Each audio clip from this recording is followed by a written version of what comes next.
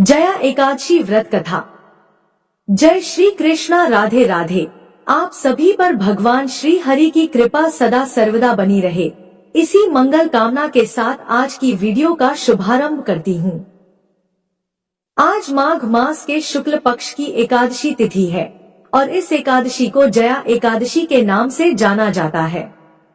कुछ स्थानों पर इसे जया ग्यारस भी कहते हैं। पद्म पुराण के अनुसार स्वयं भगवान श्री कृष्ण जी ने युधिष्ठिर को जया एकादशी का महत्व बताते हुए कहा था कि प्राणी के इस जन्म एवं पूर्व जन्म के समस्त पापों का नाश करने वाली जया एकादशी उत्तम तिथि है।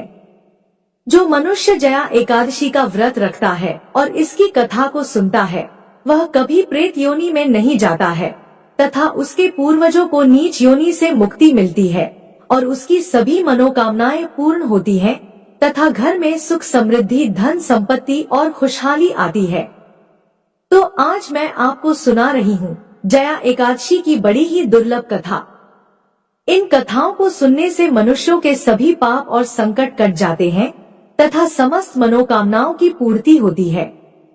तो आप लोग बड़ी ही श्रद्धा और प्रसन्न चित्त मन से इन कथाओं को पूरा अवश्य सुनिएगा।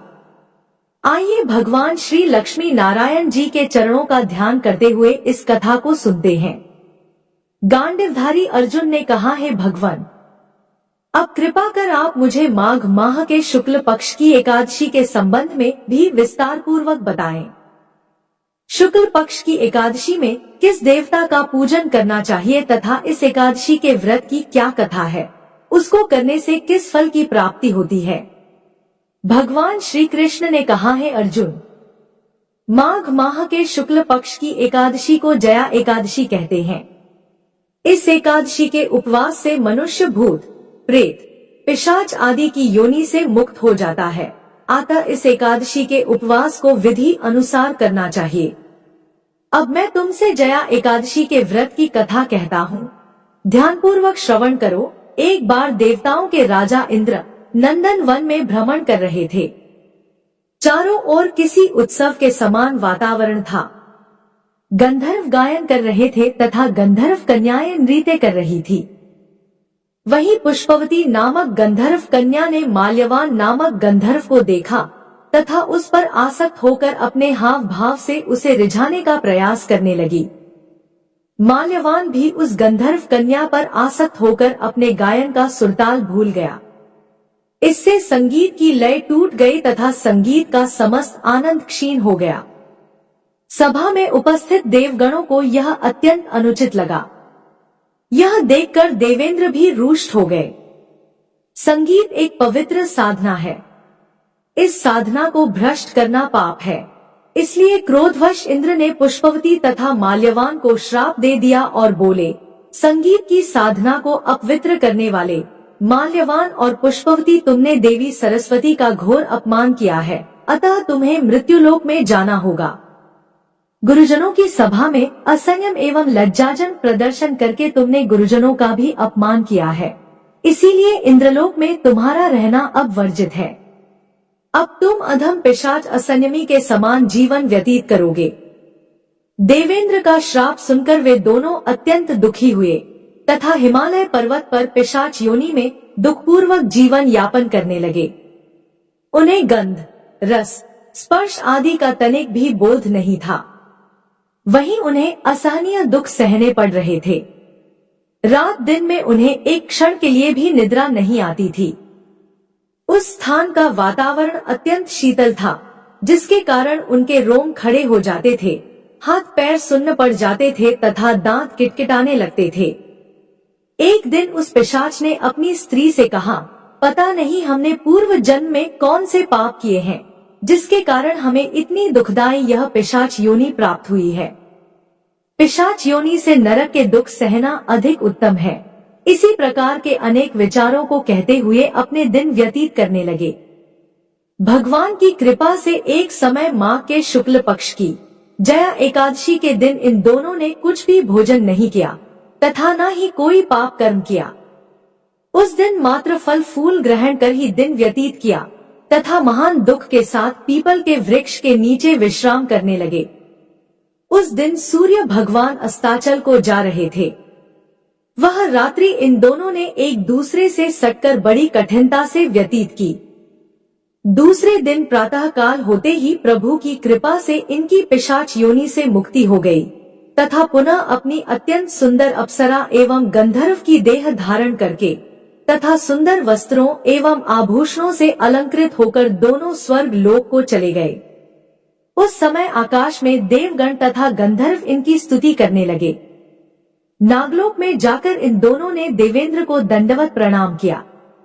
देवेंद्र को भी उन्हें उनके वास्तविक रूप में देखकर महान विस्मय हुआ तथा उन्होंने पूछा, तुम्हें पिशाच योनि से किस प्रकार मुक्ति मिली, उसका संपूर्ण वृत्तांत मुझे बताओ।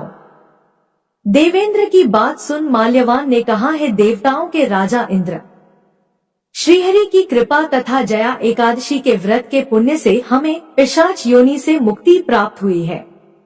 इंद्र ने कहा, हे माल्यवान, एकादशी व्रत करने से तथा भगवान श्रीहरि की कृपा से तुम लोग पिशाच योनि को त्याग कर पवित्र हो गए हो, इसीलिए हमारे लिए भी वंदनीय हो, क्योंकि भगवान शिव तथा भगवान विष्णु के भक्त हम देवताओं के वंदना करने योग्य हैं, अतः आप दोनों धन्य हैं। अब आप प्रसन्नता पूर्वक देवलोक में निवास कर सकते हैं। आगे भगवान श्री कृष्ण ने कहा, है अर्जुन, इस जया एकादशी के उपवास से कुयोनि से सहज ही मुक्ति मिल जाती है। जो मनुष्य इस एकादशी का व्रत कर लेता है उसने मानो सभी तप, यज्ञ, दान कर लिए हैं। जो मनुष्य श्रद्धा पूर्वक जया एकादशी का व्रत करते हैं वे अवश्य ही सहस्र वर्ष तक स्वर्ग में वास करते हैं। हे अर्जुन, संगीत देवी सरस्वती का एक अलौकिक वरदान है। यह एक साधना है, एक विद्या है। इसमें पवित्रता आवश्यक है। उसमें भी जिस सभा में अपने से बड़े गुरुजन आदि उपस्थित हों, वहां प्राणी को संयम एवं मर्यादा का पालन करना चाहिए ताकि गुरुजनों का अपमान न हो, उनका सम्मान बना रहे। गुरुजनों का अपमान करने वाला मनुष्य घोर नरक का भागी है। एक बार प्रेम से बोलिए लक्ष्मी नारायण भगवान की जय। अब आइए श्रवण करते हैं एकादशी माता की कथा। एक बार की बात है, एक राज्य में एक राजा रहा करता था। राजा बहुत ही बुद्धिमान और बलशाली था। वह सदैव अपनी प्रजा का बहुत ही अच्छे से ध्यान रखता था। प्रजा भी अपने राजा को बहुत पसंद करती थी। राजा के 2 बेटियां थी। राजा अपनी दोनों बेटियों से बहुत ही प्रेम किया करता था। राजा की दोनों बेटियां बहुत ही सुंदर थी, लेकिन राजा की छोटी बेटी देखने में बहुत ही सुंदर और धार्मिक प्रवृत्ति की थी। वह 12 मास 11 माता की पूजा और व्रत किया करती थी। सभी लोग राजा की छोटी बेटी से बहुत ही प्रेम करते थे और खूब प्रशंसा किया करते थे। वह बोलने में बहुत ही अच्छी थी। राजा भी अपनी छोटी बेटी को बड़ी बेटी से कुछ ज्यादा ही प्रेम करता था, जिस कारण राजा की बड़ी बेटी को अपनी छोटी बहन से नफरत होने लगी। समय के साथ राजा की दोनों बेटियां बड़ी हो गई। तब एक पड़ोस के राज्य में रहने वाला राजकुमार राजा की बड़ी बेटी के लिए रिश्ता लेकर आया। जैसे ही उस राजकुमार की नजर राजा की छोटी बेटी पर पड़ी तो वह राजकुमार छोटी बेटी पर मोहित हो गया और उसी से विवाह करने की सोचने लगा। उस राजकुमार ने राजा की बड़ी बेटी के साथ विवाह करने से मना कर दिया और राजा से कहा कि आप बुरा ना मानो तो मैं आपकी छोटी बेटी से विवाह करना चाहता हूँ। जब यह बात राजा की बड़ी बेटी को पता चली तो वह अपनी छोटी बहन से और भी ज्यादा नफरत करने लगी। राजा की बड़ी बेटी ने अपनी छोटी बहन को अपना सबसे बड़ा दुश्मन मान लेती है और अपनी छोटी बहन से बदला लेने का निर्णय लेती है, जिसके चलते उसने सोचा कि छोटी बहन को जान से मार देती हूँ। एक दिन राजा की बड़ी बेटी ने लड्डू में जहर मिलाकर अपनी छोटी बहन को दे दिया। छोटी बहन ने वो लड्डू खा लिया, लेकिन लड्डू खाने के बाद भी छोटी बहन को कुछ भी नहीं हुआ। बड़ी बहन यह देखकर बहुत ही आश्चर्यचकित हुई, लेकिन बड़ी बहन ने हार नहीं मानी। एक दिन जब छोटी बहन अपने कमरे में सो रही थी तब उसने मटके में सांप रखकर उसके कमरे में छोड़ दिया। लेकिन सांप भी छोटी बहन को कुछ नहीं कर पाया। जिसके बाद बड़ी बहन ने अपनी छोटी बहन से कहा कि चलो बहन, आज हम कुएं से पानी भर कर लाते हैं। तो छोटी बहन अपनी बड़ी बहन के कहे अनुसार उसके साथ पानी लेने के लिए चली गई। जैसे ही वह पानी कुएं से निकालने लगी तो बड़ी बहन ने उसे कुएं में धक्का दे दिया, लेकिन ग्यारस माता के आशीर्वाद से वह सकुशल बाहर निकल आई। यह देखकर उसे बहुत ही आश्चर्य हुआ कि ना जाने मैंने कौन कौन से प्रयास किए हैं, फिर भी इसका कुछ भी नहीं बिगड़ा। उसने एक दिन सोचते सोचते छोटी बहन के पास जाकर कहा कि बहन, तुमको पता है भगवान सबकी मृत्यु एक निश्चित समय पर लिखते हैं। तुम्हारी और मेरी मृत्यु कैसे होगी क्या तुम जानती हो? तब छोटी बहन ने कहा, हाँ बहन, मेरी मृत्यु कैसे होगी यह तो मैं जानती हूँ। छोटी बहन से यह सुनकर बड़ी बहन को बहुत ही संतुष्टि हुई और सोचने लगी कि इस बार मैं इसे जरूर मार दूंगी। उसने अपनी छोटी बहन से कहा कि अपनी मृत्यु का राज मुझे तो बताओ, मैं तुम्हारी बड़ी बहन हूँ। छोटी बहन ने अपनी बड़ी बहन से कहा कि मेरी मृत्यु एक तोते में है। जो तोते के गले में एक हार है उसी से मेरी मृत्यु होगी। जब कोई व्यक्ति उस तोते को मारकर वह हार अपने गले में पहन लेगा तो मैं मूर्छित हो जाऊंगी, और जैसे ही उस हार को अपने गले से उतार देगा तो मैं वापस जीवित हो जाऊंगी। अपनी छोटी बहन की मृत्यु का राज जानकर बड़ी बहन बहुत ही खुश हुई और उसने अपनी छोटी बहन को मारने के लिए उस पालतू तोते को ढूंढना शुरू कर दिया। लेकिन छोटी बहन को इस बात का पता था कि वह मेरी जान लेना चाहती है। वह अपने पिताजी के पास गई और अपने पिताजी से कहा कि पिताजी, अगर मेरी मृत्यु हो जाए तो मुझे जलाना मत, बल्कि आप मुझे पुरानी वाली जो हवेली है उसमें एक पलंग पर लिटाकर छोड़ देना। अपनी छोटी बेटी के मुंह से यह बात सुनकर राजा को बहुत ही बुरा लगा। उसने अपनी बेटी से पूछा कि बेटी, तुम ऐसी बातें क्यों कर रही हो? 2-4 दिन में तेरी शादी होने वाली है। तब राजा की छोटी बेटी ने बताया कि पिताजी, समय किसी के लिए नहीं रुकता, कब क्या हो जाए किसी को कुछ भी पता नहीं है। फिर राजा ने अपनी छोटी बेटी से कहा कि तुम्हारा ऐसा बोलना मुझे बिल्कुल भी अच्छा नहीं लगता। लेकिन छोटी बेटी ने अपने पिताजी को ऐसा करने पर मजबूर कर दिया और वचन ले लिया कि मरने के बाद जलाना नहीं है। तो राजा ने भी अपनी छोटी बेटी की बात मान ली और 2-3 दिन बाद जब शादी का समय आया, घर में पूरा शादी का माहौल था। पूरे गाजे बाजे के साथ बारात आई। राजकुमार बारात लेकर राजा के घर आया। राजकुमार और राजा की छोटी बेटी का विवाह शुरू हो गया। जैसे ही राजा की छोटी बेटी राजकुमार के साथ अपने फेरे लेना शुरू करती है तो उसी समय उसकी बड़ी बहन अपनी छोटी बहन के कमरे में जाकर उसके तोते को पकड़ लेती है और उसे जान से मार देती है। तोते के गले में जो हार था उसे अपने गले में धारण कर लेती है। जैसे ही बड़ी बहन ने हार को अपने गले में डाला तो उधर छोटी बहन के 3.5 फेरे ही पूरे हुए थे और वह बेहोश होकर गिर गई।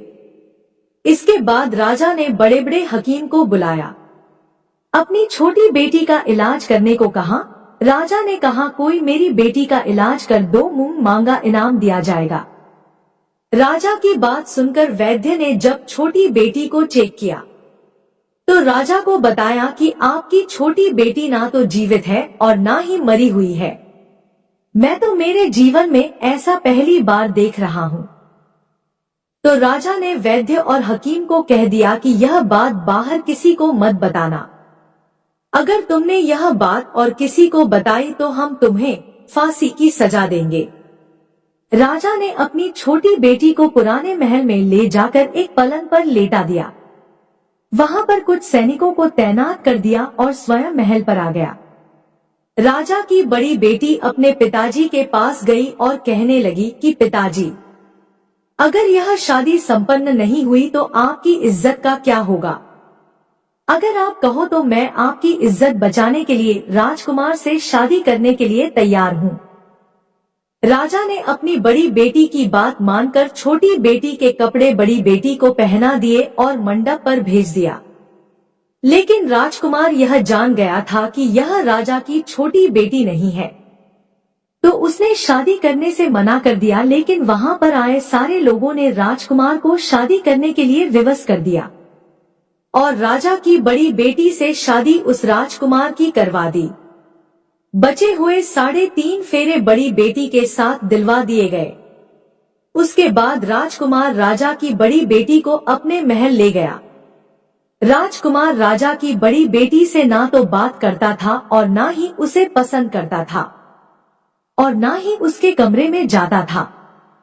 राजकुमार ने यह फैसला ले लिया कि मैं राजा की छोटी बेटी को ढूंढ कर ही रहूंगा। वह रात दिन उसे ढूंढता हुआ इधर उधर घूमने लगा।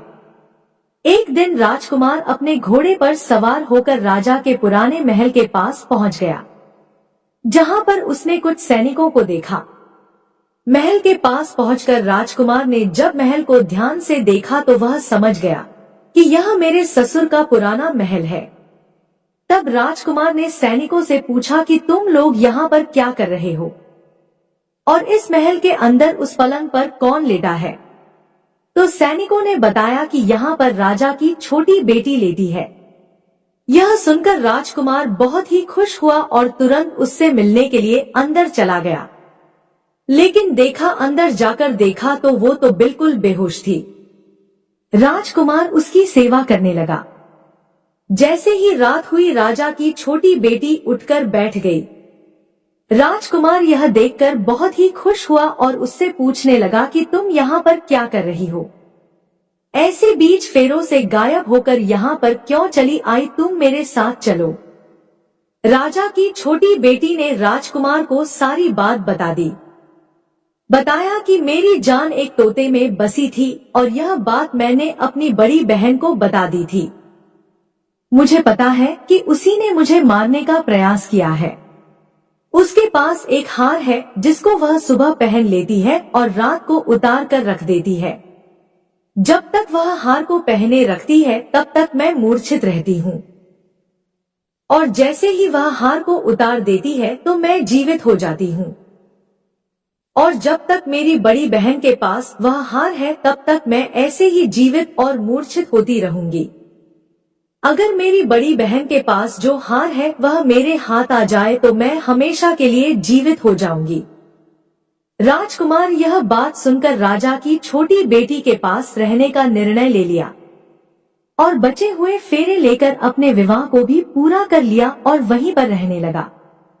ऐसे करते करते काफी समय बीत गया। राजा की छोटी बेटी गर्भवती हो गई। एक दिन राजकुमार को किसी काम से बाहर जाना पड़ा तो पीछे से राजा की छोटी बेटी के पेट में बहुत जोरों से दर्द होने लगा। उसने उस समय ग्यारस माता का आह्वान किया, जिसके बाद ग्यारस माता वहां पर प्रकट हुई और उन्होंने उसके दर्द को दूर किया। एक सुंदर पुत्र को उसने जन्म दिया। जब आधी रात को राजकुमार बाहर से आया तो उसने ग्यारस माता को देखा तो वह बहुत ही आश्चर्यचकित हुआ। उसने तुरंत माता को प्रणाम किया।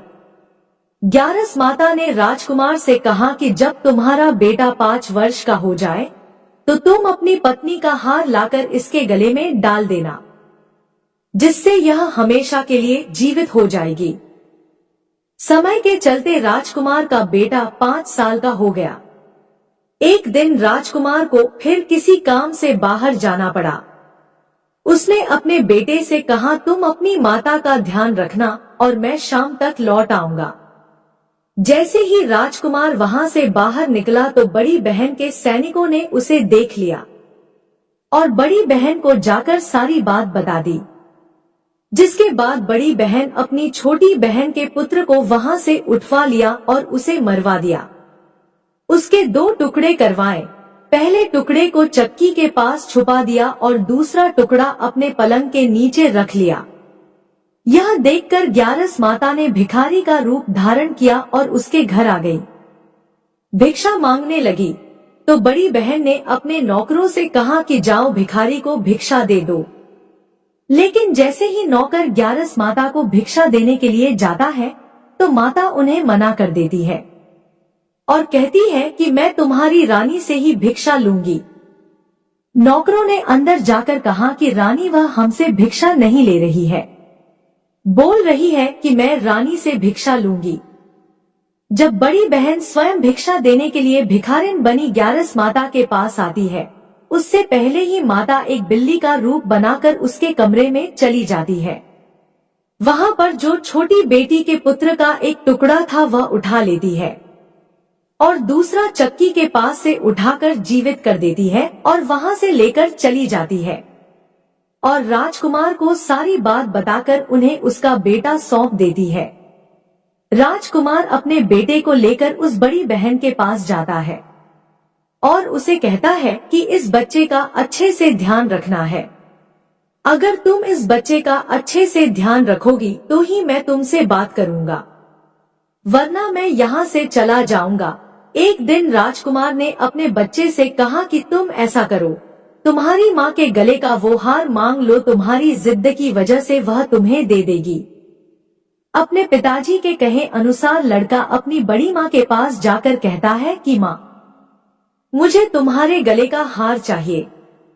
यह सुनकर उसकी माँ को पहले तो बहुत गुस्सा आता है, पर उसको याद आता है कि राजकुमार ने कहा है कि अगर मैं इस बच्चे का अच्छे से ध्यान रखूंगी तो ही वह मुझसे बात करेंगे। वह सोचती है कि छोटी बहन अब तक तो मर गई होगी, उसे जला भी दिया होगा, अब कौन सी जिंदा होने वाली है। यही सोचकर वह हार को निकालकर उस बच्चे को दे देती है। वह बच्चा उस हार को ले जाकर अपने पिताजी को दे देता है तो राजकुमार अपने बेटे और उस हार को लेकर वहां से चला जाता है और जाते हुए कहकर जाता है कि तुम हमारे लिए खाना बनाकर तैयार रखना, मैं शाम को आकर तुम्हारे साथ ही खाना खाऊंगा। यह कहकर अपने बेटे को लेकर वहां से सीधा राजा के पास जाता है और राजा को सारी बात बता देता है। राजा अपनी बड़ी बेटी की यह करतूत सुनकर बहुत ही क्रोधित होते हैं और अपनी परवरिश को दोष देने लगते हैं। राजा राजकुमार को अपनी छोटी बेटी के साथ रहने का आदेश देते हैं। राजकुमार वह हार लेकर छोटी रानी के पास जाता है और उसके गले में वह हार डाल देता है, जिससे वह जीवित हो जाती है। दोनों बहुत ही खुश होते हैं। राजकुमार अपने बेटे और अपनी पत्नी को लेकर अपने राज्य में चला जाता है। इस तरह एकादशी व्रत के प्रभाव से राजा की छोटी बेटी को अपने जीवन में आई तमाम मुसीबतों से छुटकारा मिलता है। एक बार प्रेम से बोलिए एकादशी माता की जय। आइए अब बड़ी ही श्रद्धा और प्रसन्न चित्त मन से इस मनोकामना को पूरी करने वाली कथा को सुनते हैं। एक बार भगवान श्री हरि विष्णु माता लक्ष्मी के साथ हरिद्वार में घूम रहे थे। माता लक्ष्मी ने देखा कि सारे मनुष्य गंगा में स्नान करके हर हर गंगे कहते जा रहे हैं, परंतु सभी लोग दुखी और परेशान हैं। तब माता लक्ष्मी ने बहुत ही आश्चर्य से भगवान विष्णु से पूछा, स्वामी, गंगा में इतनी बार स्नान करने पर भी इनके पाप और दुखों का नाश क्यों नहीं हुआ? क्या गंगा में अब सत्यता नहीं रही? भगवान विष्णु बोले, गंगा में तो वही सामर्थ्य है, परंतु इन लोगों ने पापनाशिनी गंगा में स्नान ही नहीं किया, फिर इन्हें लाभ कैसे मिलेगा? माता लक्ष्मी जी ने आश्चर्य से कहा कि स्नान कैसे नहीं किया? सभी तो हमारे सामने स्नान करके जा रहे हैं, अभी तक तो इनके शरीर भी नहीं सूखे हैं। भगवान विष्णु ने कहा, यह लोग तो केवल जल में डुबकी लगाकर ही आ रहे हैं, तुम्हें मैं कल इसका रहस्य समझाऊंगा। दूसरे दिन बहुत जोर से बारिश होने लगी। सारी गलियां कीचड़ से भर गई। एक चौड़े रास्ते में एक बड़ा सा गड्ढा था। चारों ओर कीचड़ भरा हुआ था और भगवान विष्णु ने लीला रची। वे स्वयं एक बूढ़े आदमी का रूप धारण करके उस गड्ढे में जा गिरे। लक्ष्मी जी को उन्होंने समझाकर पास में बैठा दिया कि देखो, तुम लोगों को सुना सुना कर यूं पुकारती रहो कि मेरे बूढ़े पति अचानक गड्ढे में गिर पड़े हैं। कोई पुण्य आत्मा इनको बाहर निकालकर इनके प्राण बचाएं और हम असहाय दंपति की सहायता करें। भगवान विष्णु ने यह भी समझा दिया कि जब कोई व्यक्ति गड्ढे में से मुझे बाहर निकालने को तैयार हो जाए तब इतना और कह देना कि मेरे पति सर्वथा निष्पाप है। इन्हें वही व्यक्ति छुए जो खुद भी निष्पाप हो। यदि आप निष्पाप है तो उनको हाथ लगाए, नहीं तो उनको हाथ लगाते ही आप स्वयं भस्म हो जाएंगे। लक्ष्मी जी तथास्तु कहकर गड्ढे के किनारे बैठ गई और आने जाने वालों को सुना सुनाकर भगवान विष्णु की सिखाई हुई बात कहने लगी। गंगा में नहाकर लोगों के झुंड आ रहे हैं और सुंदर युवती को यूं बैठी देखकर कुछ लोगों के मन में पाप आया और कुछ लोगों को धर्म का भय हुआ और कुछ लोग कानून से डरे और कुछ लोगों ने तो लक्ष्मी जी को यह भी कह दिया कि मरने दो इस बुढ़े को, क्यों इसके लिए रोती है। और कुछ दयालु और चरित्रवान पुरुषों ने उस युवती के पति को बाहर निकालना चाहा, परंतु लक्ष्मी जी के वचन सुनकर वे भी रुक गए। उन्होंने सोचा कि हम गंगा में नहा कर आए हैं तो क्या हुआ, पापी तो हैं ही, कहीं हम सहायता करते समय भस्म न हो जाए। उनके पास कई व्यक्ति आए परंतु किसी का साहस नहीं हुआ। सैकड़ों आए और सैकड़ों ने पूछा और चले गए। संध्या का समय हो चला। तब भगवान विष्णु ने माता लक्ष्मी से कहा, देखा आया कोई सच्चे मन से गंगा में नहाने वाला। तब थोड़ी देर बाद एक नौजवान युवक हाथ में एक लोटा लिए हुए हर हर गंगे कहता हुआ आया। लक्ष्मी जी ने उसे भी वही बात कही। उस युवक का हृदय करुणा से भर आया। उसने भगवान विष्णु को बाहर निकालने की तैयारी की। लक्ष्मी जी ने उसे रोककर कहा कि भाई, यदि तुम सर्वथा निष्पाप नहीं हो तो मेरे पति को छूते ही तुम भस्म हो जाओगे। उसने उस समय बिना किसी संकोच किए हुए लक्ष्मी जी से कहा, माता, मेरे निष्पाप होने में तुम्हें संदेह क्यों हो रहा है? आपने देखा नहीं, मैं अभी अभी गंगा में नहा कर आया हूँ। अभी आपके पति को बाहर निकालता हूँ। युवक ने लपक कर उस बूढ़े आदमी को ऊपर उठा लिया। भगवान श्री हरि विष्णु और माता लक्ष्मी ने उसे सच्चा भक्त समझकर अपना असली रूप प्रकट कर दर्शन देकर उसका जीवन धन्य किया। भगवान विष्णु ने माता लक्ष्मी से कहा कि इतने सारे लोगों में से केवल इस एक आदमी ने ही गंगा स्नान किया है। इस दृष्टांत के अनुसार जो लोग बिना श्रद्धा और विश्वास के केवल दिखाने के लिए गंगा स्नान करते हैं उन्हें वास्तविक फल प्राप्त नहीं होता। परंतु इसका यह मतलब नहीं है कि गंगा स्नान व्यर्थ जाता है। गंगा स्नान का बहुत पुण्य भी है। गंगा आज भी उतनी ही सामर्थ्यवान है। बोलिए लक्ष्मी नारायण भगवान की जय। अब आइए सुनते हैं एकादशी के दिन सुनी जाने वाली श्री शालिग्राम जी की पुण्य फल प्रदान करने वाली सच्ची कथा। एक कसाई था सदना, वह बहुत ईमानदार था। वो भगवान के नाम और कीर्तन में मस्त रहता था। यहाँ तक कि मांस को काटते बेचते हुए भी वह भगवान नाम गुनगुनाता रहता था। एक दिन वह अपनी ही धुन में कहीं जा रहा था कि उसके पैर से कोई पत्थर टकराया। वह रुक गया और उसने देखा एक काले रंग के गोल पत्थर से उसका पैर टकरा गया है। उसने वह पत्थर उठा लिया और अपनी जेब में रख लिया, यह सोचकर कि यह मांस तोलने के काम आएगा। वापस आकर उसने वह पत्थर मांस के वजन को तोलने के काम में लगाया। कुछ ही दिनों में उसने समझ लिया कि यह पत्थर कोई साधारण नहीं है, क्योंकि जितना वजन उसको तोलना होता पत्थर उतने वजन का ही हो जाता। धीरे धीरे यह बात फैलने लगी कि सदना कसाई के पास वजन करने वाला पत्थर है। वह जितना चाहता है पत्थर उतना ही तोल देता है। किसी को 1 किलो मांस देना होता तो तराजू में उस पत्थर को एक तरफ डालने पर दूसरी ओर 1 किलो का ही मांस तुलता। अगर किसी को 2 किलो चाहिए हो तो वह पत्थर 2 किलो के भार जितना भारी हो जाता। इस चमत्कार के कारण उसके यहाँ लोगों की भीड़ जुटने लगी। भीड़ जुटने के साथ ही सदना की दुकान की बिक्री बढ़ गई। यह बात एक ब्राह्मण तक भी पहुंची।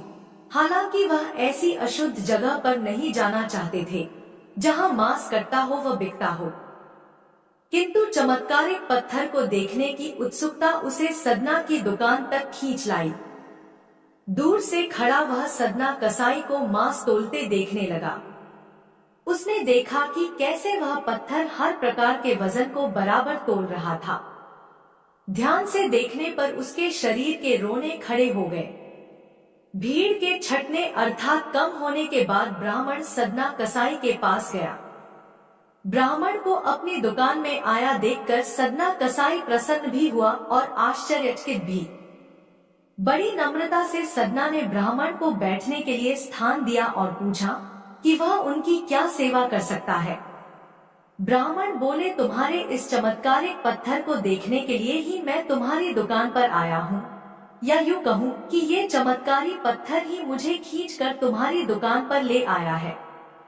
बातों ही बातों में उन्होंने सदना कसाई को बताया कि जिसे पत्थर समझकर वो मांस तोल रहा है, वास्तव में वो शालिग्राम जी हैं, जो कि भगवान का स्वरूप होता है। शालिग्राम जी को इस तरह गले कटे मांस के बीच में रखना व उनसे मांस तोलना बहुत बड़ा पाप है। सदना बड़ी ही सरल प्रवृत्ति का भक्त था। ब्राह्मण की बात सुनकर उसे लगा कि अनजाने में मैं तो बहुत बड़ा पाप कर रहा हूँ। अनुनय विनय करके सदना ने वह शालिग्राम उन ब्राह्मण को दे दिया और कहा कि आप तो ब्राह्मण हैं, इसलिए आप ही इनकी सेवा परिचर्या करके इन्हें प्रसन्न करें। मेरे योग्य कुछ सेवा हो तो मुझे अवश्य बताएं। ब्राह्मण शालिग्राम शिला को बहुत सम्मान से घर ले आए। घर आकर उन्होंने श्री शालिग्राम को स्नान करवाया, पंचामृत से अभिषेक किया व पूजा अर्चना आरंभ कर दी। कुछ दिन ही बीते थे कि उन ब्राह्मण के स्वप्न में श्री शालिग्राम जी आए और कहने लगे कि हे ब्राह्मण, मैं तुम्हारी सेवाओं से प्रसन्न हूँ, किंतु तुम मुझे उसी कसाई के पास छोड़ आओ। स्वप्न में ही ब्राह्मण ने कारण पूछा तो उत्तर मिला कि तुम मेरी अर्चना पूजा करते हो, मुझे अच्छा लगता है, परंतु जो भक्त मेरे नाम का गुणगान कीर्तन करते रहते हैं, उनको मैं अपने आप को भी बेच देता हूँ। सदना तुम्हारी तरह मेरी सेवा नहीं करता है, परंतु वह हर समय मेरा नाम गुनगुनाता रहता है, जो कि मुझे बहुत अच्छा लगता है, इसलिए तो मैं उसके पास गया था। ब्राह्मण अगले दिन ही सदना कसाई के पास गया और उनको प्रणाम करके सारी बात बताई। तत्पश्चात श्री शालिग्राम जी को उन्हें सौंप दिया। ब्राह्मण की बात सुनकर सदना कसाई की आंखों में आंसू आ गए। मन ही मन उन्होंने मांस बेचने और खरीदने के कार्य को तिलांजलि देने की सोची और निश्चय किया कि यदि मेरे ठाकुर को कीर्तन पसंद है तो मैं अधिक से अधिक समय नाम कीर्तन ही करूंगा। बोलिए श्री शालिग्राम भगवान की जय। आशा करती हूँ कि आपको कहानी पसंद आई होगी। कहानी पसंद आए तो चैनल को सब्सक्राइब करें और वीडियो को लाइक और शेयर करें। जय श्री कृष्णा, राधे राधे। आपका दिन शुभ और मंगलमय हो।